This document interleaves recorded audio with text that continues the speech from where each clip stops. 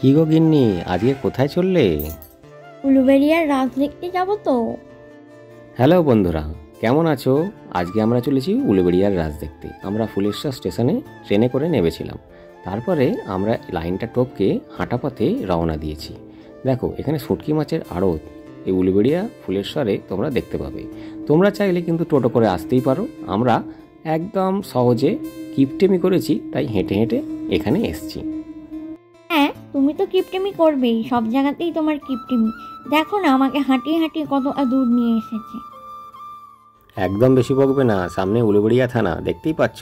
হ্যাঁ, বন্ধুদের বলি, তোমরা ফুলেশ্বর থেকে নেবে উলুবেড়িয়া থানা, উলুবেড়িয়া কালীবাড়ি যেখানে বলবে, টোটো করে সেখানে নামিয়ে দেবে। সেখান থেকে তোমরা সোজা রাসই দেখতে পাবে। কালীবাড়ি যাওয়াও যা, আর রাস দেখাও তাই। এ দেখো, রাসে কি সুন্দর পুতুল সাজিয়েছে। হ্যাঁ, আমাকে বেশি বকবে না, তাহলে ওই রাক্ষসটাকে তোমাকে ধরিয়ে দেবো। দেখলে তো কত ভয়ঙ্কর। হ্যাঁ, রাসে তো রাক্ষস থাকেই, এছাড়াও পুরাণ নির্ভর যে কাহিনীগুলো আছে নানান রকম পুতুল দিয়ে সেটা বেশ সাজানো গোছানো।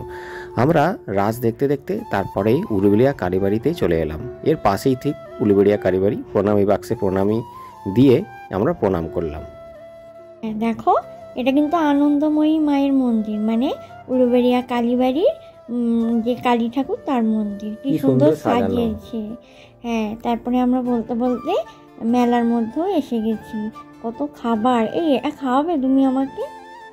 তুমি খেতে চাইলেই খাও। এইরকম টয়গুলো আছে, নাগরদোলা আছে, চড়বে না কি গো গিন্নি? না গো, আমার খুব ভয় করে। এই নাগরদোলাতে চড়ে আমার অনেক অসুবিধা হয়েছিল একবার। চলো তাহলে দোকান থেকে কিছু কিনে খাওয়া যাক। দেখো আর কি কি কিনবে। না, আমি কিছু কিনবো না, আমাকে ও খাওয়ালেই হবে। তুমি তো জানো আমি কত খেতে ভালোবাসি। চলো না, ও খাওয়াবে জিলিপি। তবে তাই চলো। আমরা দেখতে দেখতে জিলিপির দোকানে গেলাম। তারপরে খেলাম তিলের খাজা আর ঘুগনি। ঘুগনিটা কিরকম গো? খুব সুন্দর খেতে। তুমি খাবে? না, আমি এই চপটা খাবো। কেন, তুমি একা খাবে, আমাকে দেবে না? তবে খাও, অনেক তো খাওয়া হলো, এবার তাহলে চলো। হ্যাঁ, চলো।